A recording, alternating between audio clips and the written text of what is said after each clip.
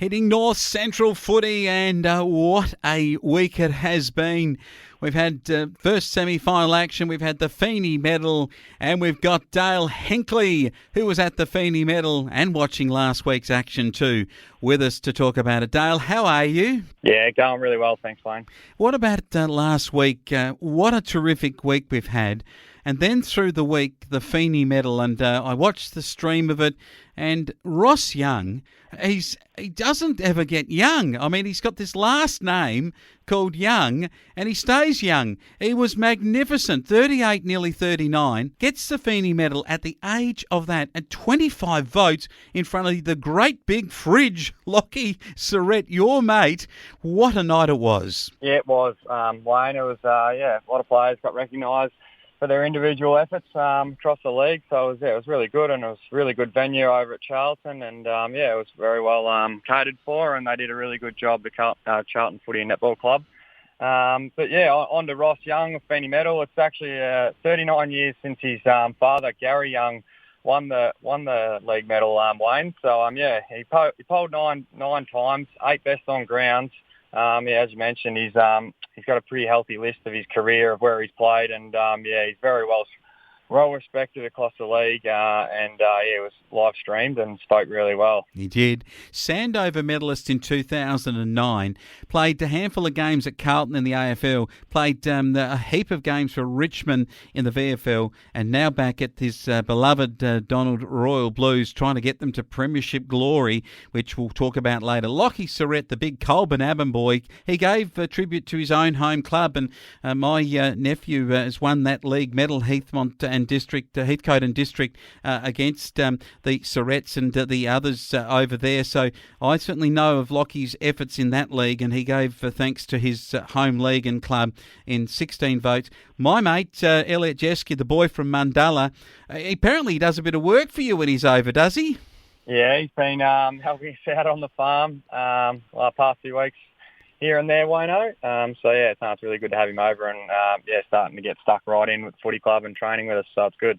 14 votes from the bull, they call him, for the Birchip Watcham Bulls, and gee, I tell you what, I was at Mundalla, his home club on the Mootyangunya Swamp, the local oval this week, and did a video from the oval, and the Elliot Jeske is certainly missed amongst the home crew there who are in a big qualifying final this weekend. Jed Hommelhoff, 14 votes, and Wade Donnan from Sea Leighton and Daly, 14. Hommelhoff also picked up one of the other awards on the night, which was great to see, the Tullybuck Award. Yeah, it was obviously recognised by the presidents across the league. That is Flowman. Each week they give their 3, 2, 1, and as we've mentioned, rightfully so, he won that award, and he was also live streamed and couldn't be there, but he's going to be back at Witchy next year by the sounds of it, with his brother, who was, obviously come down with an injury and was sadly missed for the Demons. Yeah, and our mate Ricky Allen did a speech on his behalf, which was great to see.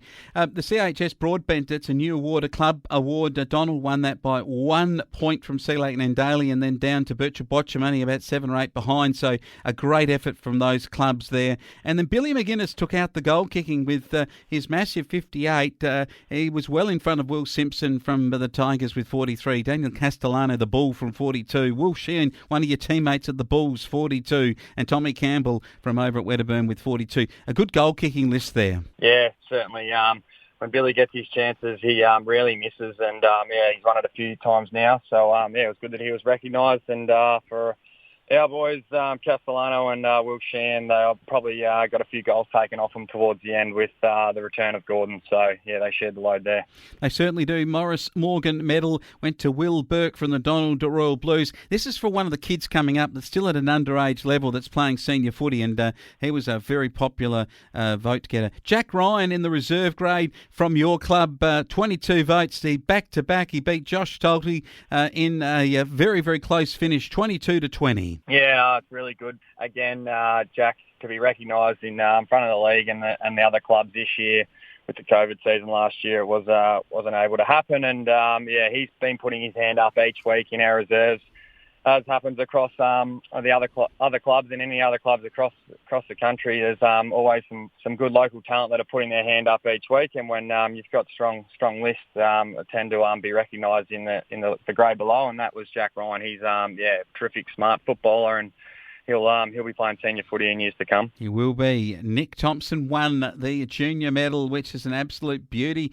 This lad is from the Charlton Footy Club with 29, a runaway winner from Ty Colbert from the Birchall Botcham Bulls, 22.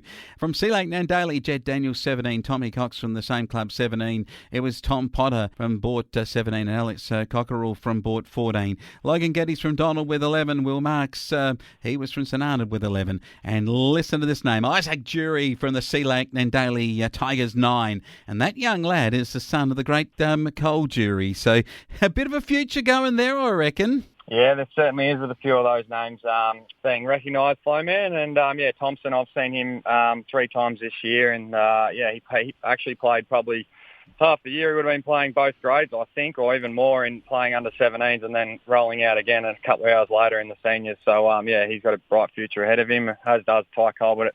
Watching boy, born and bred. He's a really crafty left footer who has had a taste of senior footy as well. Great stuff from the kids and great Feeney medal night, and congratulations to all. Now, last week it was the Sea Lake Nandaly Tigers, 15-11, 101. Too good for Wedderburn, 4-10-34. And I tell you what, the Tigers showed that they are a class above the Redbacks in this game. Yeah, they did. It was close first quarter. Flowman was there to watch this one, and then the Tigers were able to tame the Redbacks in the next 3 quarters and just kicked away after that. They had all players across the ground performing well, and that was probably the difference, was the sheer weight of the Tigers across the ground down there at Donald. It's much like Sea Lake where they're from. Nice and wide and long, and they played some really good brand of footy. They did. Matty Elliott captained the side, kicked 5. Will Simpson also 5 from those 2, and Ryan O'Sullivan got first use of the ball. Corey Lowry and Jordan Rosengren. Rosengren was one of the star players through the season for the Wedderburn side into the reserve grade. And tell you what, this was a pretty good match of football in the end. It was picked up and won by the Birchall Botcham Bulls, 10-7-67 to Wedderburn, 9-4-58. Wedderburn eliminated in the grades that they were involved in finals. A big win from your Bull boys. Yeah, they did. The Redbacks came back in the third quarter, Flowman, and a few of the supporters nearly had the D-fib out there at 3-quarter time, but Coach Andrew Franks pulled it together, and a few firecrackers were sent off, and they ended up pouring it back, and really good game, as we mentioned last week. Matt Rickard's in some good form at the club, and Jack Ryan and young Cormac Wilson, who's back up into the seniors this week. He's played a cracking game and was named best on. And, the Redbacks went out swinging. They did certainly. Gerald Riley with 5 and 3 to Joe Boyle and Callum Good with a couple. And, there's Ryans and there's Sheehan's and there's Hogan's and there's Noonan's. It does sound like a Birchall Botcham side, the reserve grade, that is for sure. Having a look now at the 17s, and what about this for a result for the Bulls? It was 9-6-60 to Charlton, 8-8-56 in a thrilling match. It was. There was plenty down there early on the first semi-final weekend. Flowman at Donald, under 17s were well supported by both clubs of Charlton and ourselves, and it was a 3-point thriller. I was running some water, and they were celebrating at each end, and both clubs were cheering along, and the Bulls ended up in front, and we actually had 6 under 14 players from Berkey's list who stood up, and 4 of those which can play next year in that grade. So, they stood tall, and we were lucky enough to come across the line in the end, and Riley Hogan just really gave it everything, and was probably the difference in the middle. But, as was Thompson, he was good for the opposition. Yeah, Nick Thompson 4 and Oscar Burke with 3 in a good effort for the Charlton side, and Hogan and Lee and Dean and Frank were the better players. Charlie Frank 3 and Connor Lee booted 3 for the winning side. And down into the kids in the early part, it was a good performance by St Arnaud. They got up over Bort in their match and won it 7-8 to 2-3.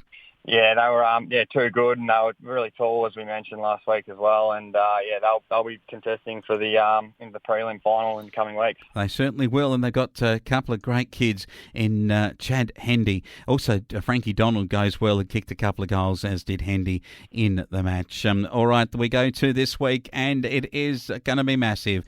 Birchall Botcham take on the Donald Royal Blues, near neighbours. I'll get to that Litchfield corner, and who knows who they'll be Barrack and 4. They'll cross that train line and they'll be Donald people on the other side. They'll be watching people. It'll be an absolute beauty in the senior competition. It will, Flowman.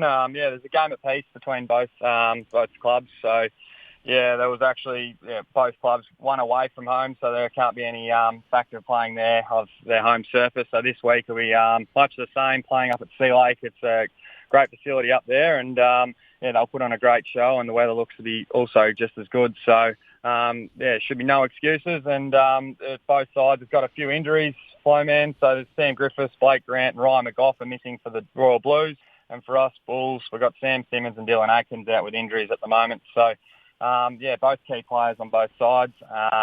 Just looking at how these match up, you might be able to give us a few key matchups, Flowman. But, obviously it'll be won and lost in the middle, as most finals are. And, Fridge Surrett against their tall and McNally will be play a huge role, and you might have a few more key matchups. Yeah, I reckon Jeske against Hards. Jeske's shown that he is a ball winner. Pye and Haddo is an absolute ripping one. Ross Young gets the ability to not only run from the half-back line, he takes delivery, delivers beautifully to the forward setup, and look out if you're on the end of one of his kicks, because they are magnificent. On the back line, I think yourself and Josh Potter. Potter's had a great season, and yourself taking him on, that's going to be an absolute beauty. And I think just look out, because Will Burke's a very good young player from the Donald Royal Blues, and Ben Hogan gets him in a back pocket. That crumbing goal stuff is going to be important. On your side, you've got Jordan Bates-Gilby taking on Castellano for the Donald boys. They've got a very, very solid bloke in Bates-Gilby against Castellano, and Gordon and Wood, of course, will be a crucial duel as to whether the star player for you blokes can get on top. This is going to be a massive game.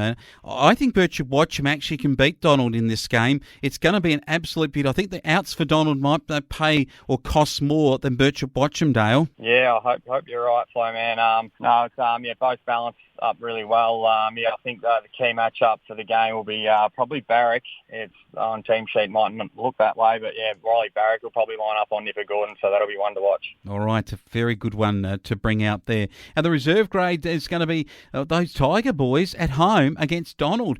What a game this will be. It will be. Obviously then the next three grades, Sea Lake have got a bit of a home ground advantage. Whether that plays a role or not, we'll wait and see. But I think in this one, from the statistics and the recent games they've played against each other, Sea Lake have won actually both times against Donald, even though Donald have finished on top. And with a few injuries out, they might get stretched up there, and I'm tipping Sea Lake in the reserves by a goal.